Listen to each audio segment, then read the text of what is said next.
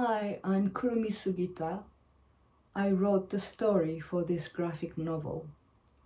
First of all, let me thank you for having given a second and even a third life to our graphic story. I was a researcher in social anthropology in French National Center for Scientific Research. In 2013, 2 years after the beginning of the Fukushima Daiichi accident, let's not forget that the accident is still ongoing, we started interviewing Fukushima accident victims outside of the mandatory evacuation zones. I met Suguru, the main character, in Sapporo in the north part of Japan, where he was living alone. I also interviewed his mother. He was the youngest among about 70 interviewees. A teenager refugee living alone is an extremely rare case. Suguru's mother, as well as his father, who wasn't living with them because of his work, supported his decision to leave Fukushima.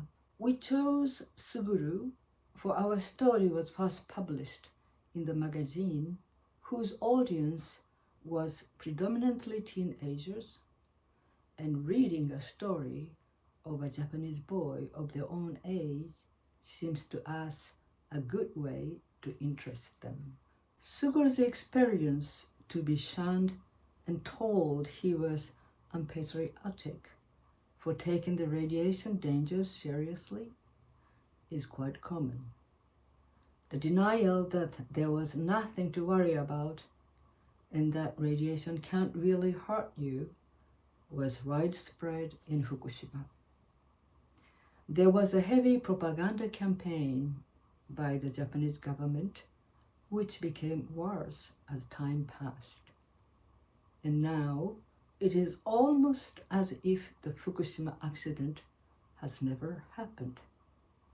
The government encourages people to go back and live in the areas which were once part of the exclusion zones and which are still not safe.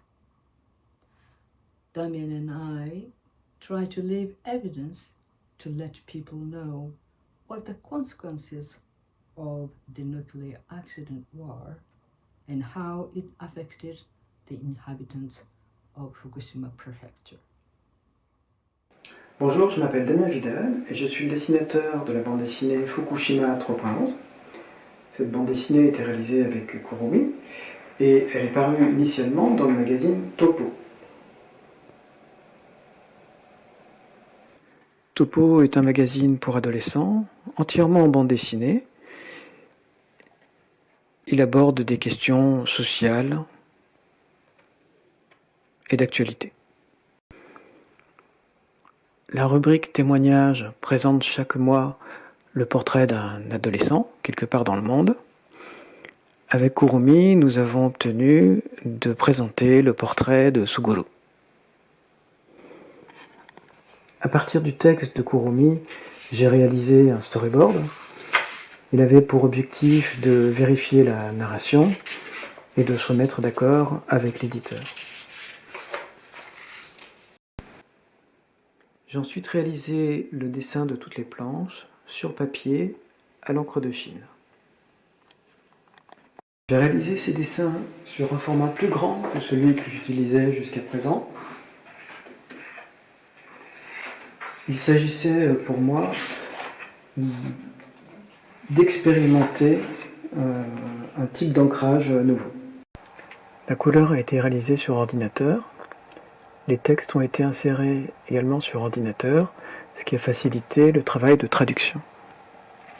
Quelques mois après la parution du magazine Topo, nous avons pu récupérer nos droits d'auteur et nous avons réalisé un livret avec la bande dessinée pour le bénéfice de l'association Nos voisins lointains 3.11.